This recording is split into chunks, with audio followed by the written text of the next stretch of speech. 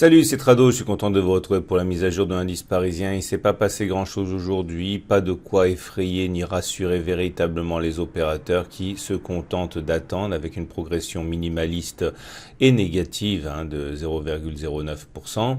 Les opérateurs semblent être satisfaits des mesures économiques de rétorsion prises par l'oncle Sam à l'encontre de l'Iran. Finalement, c'est une réaction assez mesurée, pas de surenchère militaire ni verbale.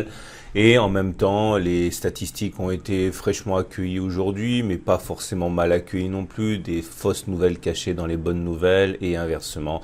Tout ça militait donc pour une nouvelle séance d'attente et surtout une nouvelle séance d'échec au contact de la résistance journalière des 6041, 6065. Ce n'est jamais que la cinquième. Vous voyez clairement le refus de passer au-dessus en absence de bonnes raisons, notamment statistiques. Une nouvelle rotation à l'intérieur de cette zone de canal étroit est tout à fait envisageable. On ne sait pas ce qui va se passer, mais ça peut être un scénario de travail pour ceux qui envisagent un swing baissier. Alors justement, première chose, vous remarquez que le gap qui a été ouvert ici sur la séance de jeudi, puisqu'il n'y avait pas eu de cotation entre les plus hauts de la séance de mercredi et les plus bas de la séance de jeudi, a été déjà rebouché. Il s'agissait bien d'un gap commun. On a expliqué, tout ça c'est expliqué également dans le pacte Outrado, que lorsque des gaps apparaissent alors qu'on est en période de consolidation, généralement ce sont des gaps communs auxquels il ne faut pas accorder trop d'importance et nous sommes toujours qualifiés en quelque sorte pour être dans une espèce de drapeau tellement de fois mentionné déjà. C'est mon scénario, c'est pour ça que je suis en swing haussier, on verra. Mais lorsque l'on cassera ce drapeau, on sera en mesure de donner des objectifs plus précis, mais je les ai déjà donnés souvent, je ne vais pas me répéter, ça serait trop ennuyeux pour vous. Il y a également la possibilité pour ceux qui le désirent, et j'ai oublié de le dire, mais à culpa, heureusement que beaucoup d'entre vous sont plus alertes que moi, oublié de signaler ici un turtle soup. Alors, le turtle soup, je vous rappelle, c'était sur cette bougie. Il s'est produit la chose suivante. On a eu un nouveau plus haut de 20 bougies, c'est-à-dire que le plus haut inscrit sur la séance du 7 janvier était la plus haute des bougies, mais qui a néanmoins clôturé en dessous du précédent plus haut. Tout ça, ça se passait ici. Vous voyez, on avait un plus haut. Ici, on a eu un nouveau plus haut, mais on a clôturé néanmoins en dessous du précédent plus haut. C'est un turtle soup, c'est un signal de baisse. Ça se trade. Alors l'idée, c'était de mettre un stop au-dessus des précédents plus hauts, par exemple, je sais pas moi, ici, par là, à 6076. Donc si on rentrait sur cette bougie avec un stop loss à 0,8%, par exemple, en visant un retour sur le support journalier à 1,12%, ça vous donne un ratio gain-risque intéressant. Peut-être que c'est ce qui est en train de se produire actuellement. C'est donc toujours jouable, puisque si vous rentrez maintenant sur la fois du turtle soup, voilà, un stop à 0,65, un objectif à 1,11, c'est tout à fait valable pour être pris, pour ceux qui ont un biais baissier.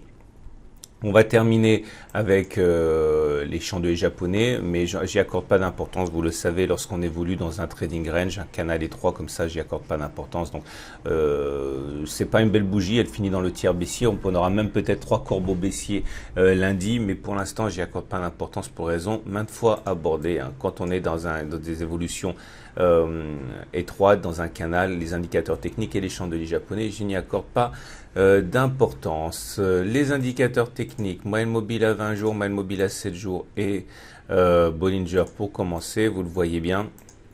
La M7 a parfaitement, une fois de plus, joué son rôle de support. La tendance est haussière puisque la M20 est ascendante et la M7 est ascendante aussi.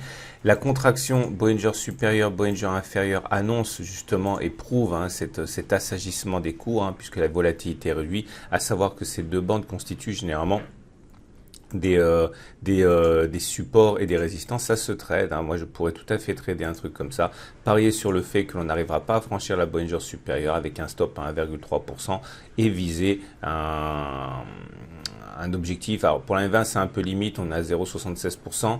Donc j'aurais du mal à légitimer ça, mais si j'étais plus gourmand et que je visais le support journalier, on a un ratio gain risque qui est intéressant, donc en mettant un stop loss au-dessus, c'est une autre solution, c'est juste pour changer un petit peu, hein, puisque bon, tout ça c'est expliqué dans le pack Lutrado, hein, si vous voulez avoir des dizaines et dizaines de setups, hein, vous savez où les trouver.